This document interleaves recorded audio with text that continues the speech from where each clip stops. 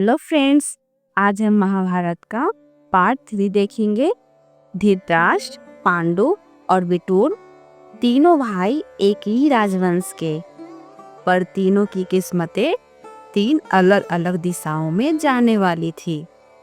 राज्य मिला पांडु को, पर नाम और अधिकार धृतराष्ट्र के पास, और न्याय का प्रतीक बना विदुर, जिसे स्वयं महर्षि वेदव्यास ने धर्मराज यम के अंश से जन्म दिया था, लेकिन एक दासी पुत्र होने के कारण ताज से दूर रखा गया।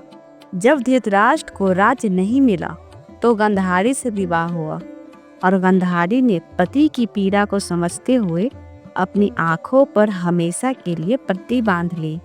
उधर पांडु का विवाह हुआ 2 राजकुमारियों से, कुंती और मत्री। सभी को लगा अब हस्तिनापुर को योग्य राजा और भावी उत्तराधिकारी मिलेंगे, लेकिन नियति को कुछ और ही मंजूर था। एक दिन पांडु आखेट को निकले और उन्होंने एक हिरण को तीर मार दिया, लेकिन वह हिरण कोई साधारण प्राणी नहीं था। वह एक ऋषि था, अपनी पत्नी के साथ वन में विचरण कर रहा था। क्रोधित ऋषि ने श्राप दिया, जब भी तुम अपनी पत्नी के साथ मिलन करोगे, मृत्यु तुम्हें तुरंत गले लगा लेगी। पांडु स्तब्ध रह गया, और उसी क्षण उन्होंने राज्य त्याग दिया और वन को प्रस्थान किया। वनवास में कुंती ने पांडु को बताया कि उनके पास एक विशेष वरदान है, जिससे वे किसी भी देवता को बुलाकर उससे संतान प्राप्त कर सकते हैं। सबसे पहले कुंती ने धर्मराज यम का आवाहन किया और जन्म हुआ युधिष्ठिर का। फिर बुलाया वायुदेव को और जन्म हुआ भीम का। फिर इंद्रदेव को और जन्म लिया अर्जुन ने। फिर कुंती ने वह वरदान मद्री को सौंपा।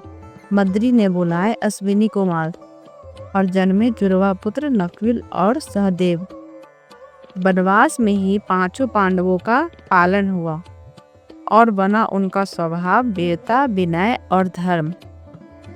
एक दिन पांडु अपनी भावनाओं में बह गए, मद्री को आलिंगन किया, श्राप भूल गए और उसी क्षण उनकी मृत्यु हो गई। मद्री ने खुद को अग्नि को समर्पित कर दिया। अब कुंती अकेले रह गए 5 पुत्रों के साथ, और उन्हें लेकर हस्तिनापुर लौट आई। उधर गांधारी 2 वर्षों तक गर्भवती रही, पर कोई संतान नहीं हुई। निराश होकर उन्होंने गर्भपात करवा दिया। निकला एक मांस का गोला। वेदव्यास ने उस गोले को 100 भागों में विभाजित करवाया। घी के पात्रों में रखा गया।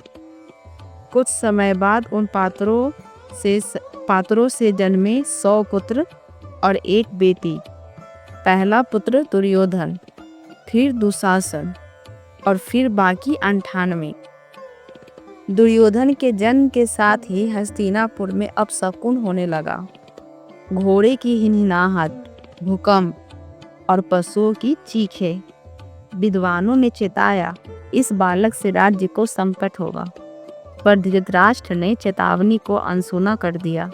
अब हस्तिनापुर के राजमहल में 2 कुल पल रहे थे, पांडव और कौरव। भीम और दुर्योधन के बीच बचपन से ही प्रतिद्वंदिता थी। भीम का बल दुर्योधन की ईर्ष्या।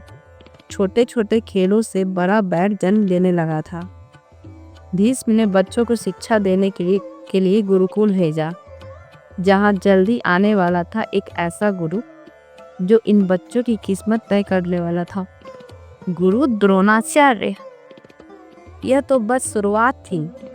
अब आएगा वो गुरु जो देखेगा अर्जुन की प्रतिभा और बनाएगा उसे सबसे बड़ा धनुर्धर। यदि आपको यह भाग पसंद आया है तो अगले भाग में जरूर जुड़िए, जहां हम जानेंगे गुरु द्रोणाचार्य का आगमन, अर्जुन का कौशल और कैसे हुई महाभारत की महान प्रतिस्पर्धा। अगर आपको यह वीडियो अच्छी लगी है तो चैनल को सब्सक्राइब करें, वीडियो को लाइक एंड शेयर करें। राधे राधे।